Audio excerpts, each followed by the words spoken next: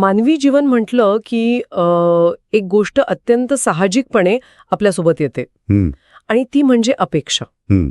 आपण रोज सकाळी उठतो, अलार्म बंद करतो आणि डोक्यात म्हणजे दिवसाचं एक वेळापत्रक तयार असतं. अगदी. आज हे काम पूर्ण होईल किंवा आज ट्रॅफिक मिळणार नाही, अशा छोट्या छोट्या गोष्टी. बरोबर. अशा अगदी छोट्या गोष्टींपासून ते आयुष्यात घर घेण्यापर्यंत किंवा करिअरमध्ये सर्वोच्च पदावर पोहोचण्यापर्यंत आपल्या अनेक अपेक्षा असतात. हो.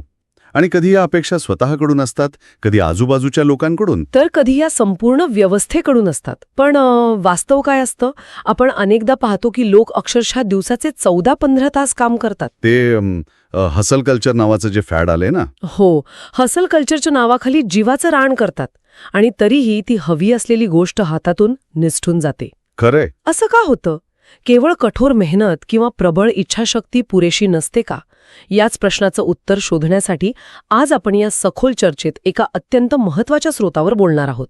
नक्कीच. नक्कीच. आजच्या या सखोल विश्लेषणासाठी आपल्याकडे विद्यावाचस्पती विद्यानंद यांचं एक अतिशय उत्तम आणि विचार करायला लावणारं लेखन आहे, ज्याचा विषय आहे अपेक्षा पूर्ण करण्यासाठी सकारात्मक ऊर्जा महत्वाची. बरोबर. या लेखनाचा गाभा हा आहे की अपेक्षा पूर्ण करण्यासाठी केवळ घाम गाळून चालत नाही, तर त्यासाठी योग्य मानसिकता आणि सकारात्मक ऊर्जा असणं का आणि कसं गरजेचं आहे. हो. ठीक आहे, आपण याचा थोडा सविस्तर विचार करूया, कारण हा विषय वरवर जितका सोपा किंवा नेहमीचा वाटतो तितकाच तो अंतर्मनाच्या पातळीवर गुंतागुंतीचा आहे. नक्कीच. हा विषय मानवी मानसिकतेच्या अगदी मुळाशी जाणारा आहे. जर आपण याचा व्यापक दृष्टिकोनातून विचार केला तर आपल्या लक्षात येईल की आपल्या मेंदूची रचनाच मुळी अपेक्षा करण्यावर आधारलेली आहे. आपला मेंदू सतत भविष्याचा वेध घेत असतो. म्हणजे सतत पुढे काय होणार याचा विचार करणं. अगदी तसंच. पण स्रोतामध्ये जो मुख्य मुद्दा मांडला आहे तो असा की जेव्हा या अपेक्षांच्या पूर्ततेसाठी आपण प्रयत्न करतो तेव्हा सकारात्मक ऊर्जा ही कोणतीही जादूची कांडी नसते. ती केवळ एक तात्पुरती फील गुड भावनाही नाहीये. ती एक अत्यंत प्रभावी आणि अदृश्य शक्ती आहे जी आपल्या विखुरलेल्या विचारांना एक निश्चित दिशा देते. कसं आहे ना, आजच्या काळात जिथे आपल्याकडे माहितीचा महापूर आहे बरोबर. आणि लक्ष विचलित करणारे हजारो पर्याय आहेत, तिथे मन गोंधळलेलं असणं अत्यंत स्वाभाविक आहे. आणि अशावेळी ही ऊर्जा मनाला स्थैर्य देते. केवळ प्रयत्न करणं आणि प्रभावी प्रयत्न करणं यात जो मोठा फरक आहे तो या मानसिकतेमुळे निर्माण होतो. म्हणजे जेव्हा अपेक्षांचा डोंगर समोर असतो तेव्हा नुसती धडपड उपयोगाची नसते. नाही, त्या धडपडीला एका स्थिर मनाची आणि योग्य दिशेची जोड लागते. पण एक मिनिट, मला इथे थोडं थांबवायचंय. हे सगळं ऐकायला थोडं मॅनिफेस्टेशन किंवा फक्त चांगला विचार करा म्हणजे चांगलं घडेल अशा प्रकारच्या संकल्पनांसारखं वाटत नाही का? हा गैरसमज खूप लोकांचा असतो. कारण समजा एखादी व्यक्ती एखाद्या मोठ्या परीक्षेची किंवा प्रेझेंटेशनची तयारी करत असेल आणि तिने फक्त सकारात्मक विचार केला तर यश मिळेल का? नाही, तसं होत नाही. मग केवळ विचारांनी वास्तवातले अडथळे कसे दूर होणार? विद्यावाचस्पती विद्यानंद यांच्या लेखनातून हे कसं स्पष्ट होतं? खूप चांगला आणि महत्वाचा प्रश्न आहे. आणि इथेच अनेक लोकांचा गोंधळ उडतो. स्रोतामध्ये हे अतिशय स्पष्ट केलंय की सकारात्मक ऊर्जा म्हणजे वास्तवाकडे पाठ फिरवणं नव्हे. ती कोणतीही अंधश्रद्धा नाहीये. ती एक प्रकारची मानसिक शिस्त आहे. मानसिक शिस्त म्हणजे मेंटल डिसिप्लिन. अगदी बरोबर. जेव्हा एखादी व्यक्ती मी हे करू शकतो असा विचार करते तेव्हा ती केवळ हवेत इमले बांधत नसते. ती तिच्या मेंदूला त्या ध्येयावर लक्ष केंद्रित करण्यासाठी तयार करत असते. अच्छा, म्हणजे स्वतःला कृतीसाठी तयार करणं. हो. नकारात्मक विचार माणसाला कृती करण्यापासून रोखतात, तर सकारात्मक मानसिकता माणसाला कृती करण्यासाठी प्रवृत्त करते. प्रेझेंटेशनच्या उदाहरणात सांगायचं तर सकारात्मक ऊर्जा तुम्हाला प्रेझेंटेशन आपोआप बनवून देणार नाही. बरोबर, ती तर स्वतःच बनवावं लागेल. पण ती तुम्हाला ते बनवण्यासाठी लागणारा जो उत्साह आणि फोकस आहे तो नक्कीच मिळवून देईल. इथेच हा विषय खऱ्या अर्थाने रंजक ठरतो. कारण आजकाल आपण टॉक्सिक पॉझिटिव्हिटीबद्दल खूप ऐकतो. हो, तो एक वेगळाच आजार झालाय हल्ली. बरोबर ना? बऱ्याच लोकांना सकारात्मक ऊर्जा या शब्दाचा अर्थच पूर्णपणे वेगळा वाटतो. अनेकदा असा गैरसमज असतो की सकारात्मक असणं म्हणजे सतत चेहऱ्यावर खोटा हास्य चिकटवून ठेवणं किंवा कितीही वाईट परिस्थिती असली तरी सगळं काही छान आहे असा देखावा करणं. पण स्रोतानुसार तसं मुळीच नाहीये. अजिबात नाही. खऱ्या सकारात्मक ऊर्जेची व्याख्या खूप वेगळी आणि सखोल आहे. हो, त्यात प्रामुख्याने 4 घटकांचा समावेश केलेला आहे. आशावाद, आत्मविश्वास, संयम आणि परिस्थितीशी जुळवून घेण्याची क्षमता. आपण या चारही घटकांवर थोडा सविस्तर प्रकाश टाकूया. नक्कीच. आपण आशावादापासून सुरुवात करूया. स्रोतात सांगितल्याप्रमाणे आशावाद म्हणजे भविष्याकडे बघण्याचा एक आश्वासक दृष्टिकोन. पण मगाशी म्हटल्याप्रमाणे हा आंधळा आशावाद नाहीये. सर्व काही आपोआप ठीक होईल असा विचार करणं म्हणजे आशावाद नव्हे. तर माझ्या प्रयत्नांनी मी परिस्थिती सुधारू शकेन हा जो विश्वास असतो ना, तो म्हणजे खरा आशावाद. आणि त्यानंतर येतो आत्मविश्वास. अगदी. आत्मविश्वास आपल्याला आपल्या क्षमतेची ओळख करून देतो. जेव्हा आपण एखादी मोठी अपेक्षा ठेवतो तेव्हा साहजिकच मनात शंका येते की हे मला जमेल का. आणि तिथे आत्मविश्वास आपल्याला आधार देतो. पण यातला तिसरा जो घटक आहे तो आजच्या काळात सर्वात दुर्लक्षित आहे, आणि तो म्हणजे संयम. हो, संयम. आजच्या इन्स्टंट जगात जिथे आपल्याला 10 मिनिटात ग्रोसरी हवी असते, हो, अगदी एका क्लिकवर. तिथे संयम राखणं खरंच खूप कठीण झालं आहे. आपण एखादं काम सुरू करतो आणि आपल्याला लगेच त्याचे परिणाम हवे असतात, आणि ते नाही मिळाले की आपण लगेच निराश होतो. म्हणूनच संयम हा सकारात्मक ऊर्जेचा एक अत्यंत महत्त्वाचा भाग आहे. संयम आपल्याला घाई न करता योग्य वेळेची वाट पाहायला शिकवतो. तो आपल्याला सांगतो की प्रत्येक प्रक्रियेला तिचा स्वतःचा असा एक वेळ लागतो. आणि चौथा घटक, परिस्थितीशी जुळवून घेण्याची क्षमता, म्हणजे अडॅप्टेबिलिटी. हो, आपण कितीही उत्तम नियोजन केलं तरी वास्तवात काही ना काही अचानक घडतंच. काहीतरी अनपेक्षित. अगदी. अचानक आलेल्या संकटांसमोर न डगमगता उभे राहण्याचं बळ ही क्षमता आपल्याला देते. जेव्हा एखादी व्यक्ती या चारही घटकांनी प्रेरित असते तेव्हा तिच्या दृष्टिकोनात एक आमूलाग्र बदल होतो. कशा प्रकारचा बदल? ती व्यक्ती अडचणींकडे समस्या म्हणून न पाहता त्याकडे स्वतःला सिद्ध करण्याची संधी म्हणून पाहू लागते. पण थोडं थांबा, मला इथे मुद्दामून एक वेगळा विचार मांडायचा आहे. बोला ना. जेव्हा एखाद्याचं खूप मोठं नुकसान होतं किंवा एखादी व्यक्ती एखाद्या प्रयत्नात पूर्णपणे अपयशी ठरते, तेव्हा तिला यात संधी शोध असं सांगणं थोडं अवास्तव किंवा असंवेदनशील नाही का वाटणार? खऱ्या सकारात्मकतेत आणि या वरवरच्या सकारात्मकतेत नेमका फरक कसा ओळखायचा? हा एक अत्यंत संवेदनशील आणि महत्त्वाचा मुद्दा आहे. आणि स्रोताचा उद्देश कोणाच्याही दुःखाला कमी लेखणं हा अजिबात नाही. बरोबर. जेव्हा एखादं मोठं नुकसान होतं तेव्हा दुःख होणं, रडू येणं किंवा निराश वाटणं ही अत्यंत नैसर्गिक मानवी प्रतिक्रिया आहे. हो, आपण यंत्र थोडीच आहोत. अगदी. खऱ्या सकारात्मकतेचा अर्थ आपल्या भावना दाबून ठेवणं असा होत नाही. तुम्हाला दुःख वाटत असेल तर ते व्यक्त करणं गरजेचंच आहे. हां. पण फरक इथे पडतो की त्या दुःखात तुम्ही किती काळ अडकून राहता. वरवरची सकारात्मकता तुम्हाला सांगेल की रडू नकोस, सगळं ठीक आहे. जे की वास्तवात नसतं. बरोबर. पण खरी सकारात्मक ऊर्जा तुम्हाला सांगेल की हो, हे खूप वाईट घडलं आहे, हे दुःखद आहे. पण आता इथून पुढे काय? इथून पुढे मार्ग कसा काढायचा? म्हणजे ती ऊर्जा तुम्हाला त्या संकटात कायमचं अडकून पडण्यापासून वाचवते. अगदी तसंच. अनेकदा पदरी निराशा येतीच. हो, अपयश हा प्रवासाचा भागच आहे. आपण एखादी अपेक्षा उराशी बाळगून काम करतो आणि ती अपूर्ण राहते. उदाहरणार्थ, एखाद्याने खूप मेहनत करून एखादा व्यवसाय सुरू केला आणि तो चालला नाही. किंवा महिन्याभराची तयारी करून एखादी महत्वाची परीक्षा दिली आणि केवळ एका मार्काने ती हुकली. अशा वेळी माणूस निराश, खिन्न आणि अस्वस्थ होतो. साहजिक आहे. आपण अनेकदा पाहतो की लोक एका अपयशानंतर पूर्णपणे खचून जातात. त्यांचे प्रयत्न थांबतात आणि ते एका नकारात्मकतेच्या गर्तेत अडकतात. हो, एक प्रकारचा मानसिक सापळा असतो तो. स्रोतामध्ये या वास्तवावर अत्यंत अचूक बोट ठेवला आहे. पण या नकारात्मकतेच्या सापळ्यात माणूस नेमका अडकतो कसा? ही प्रक्रिया कशी घडते? यातली सर्वात रंजक आणि महत्त्वाची गोष्ट म्हणजे या निराश अवस्थेमागचं मानसिक चक्र. मानसिक चक्र. हो, जेव्हा एखादी अपेक्षा भंग पावते तेव्हा केवळ तो प्रसंग संपत नाही, तर त्यातून मनात विचारांची एक साखळी सुरू होते. मेंदूमध्ये कॉग्निटिव्ह डिझोनन्स निर्माण होतो. म्हणजे आपल्या विश्वासात आणि वास्तवात विरोधाभास निर्माण होतो. बरोबर. आपण विचार केलेला असतो की मी हुशार आहे, मला यश मिळेल, पण वास्तवात अपयश येतं. मग या दोन गोष्टींचा मेळ बसत नाही. यातून नकारात्मकता मनात शंका निर्माण करते की माझ्यातच काही कमतरता आहे का? ती शंका भीतीमध्ये रूपांतरित होते की पुन्हा प्रयत्न केला आणि पुन्हा अपयश आलं तर लोक काय म्हणतील?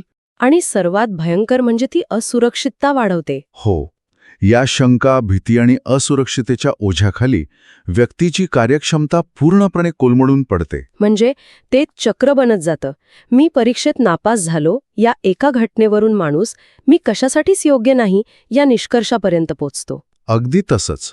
आणि ह्या अवस्थेत होतं काय की व्यक्ती कदाचित बरोबर प्रचंड प्रयत्न करत असेल, शारीरिकदृष्ट्या घाम गाळत असेल, त्या प्रयत्नांना यशाची जोड मिळण्याची शक्यता अतिशय कमी होते, कारण मुळात आतून तो माणूस हरलेला असतो. बरोबर. शारीरिकदृष्ट्या तो काम करत असला तरी मानसिकदृष्ट्या त्याचं लक्ष अपयशावरच केंद्रित झालेलं असतं. या उलट ज्याच्याकडे सकारात्मक ऊर्जा असते तो या नकारात्मकतेच्या सापळ्यात अडकत नाही. सकारात्मक ऊर्जा त्याच्या मनाला एकाग्र आणि स्थिर ठेवते. अपयश आलं तरी ती ऊर्जा त्याला तिथेच थांबण्यापासून रोखते आणि पुन्हा एकदा नव्याने, नवीन उमेदीने प्रयत्न करण्याची प्रेरणा देते.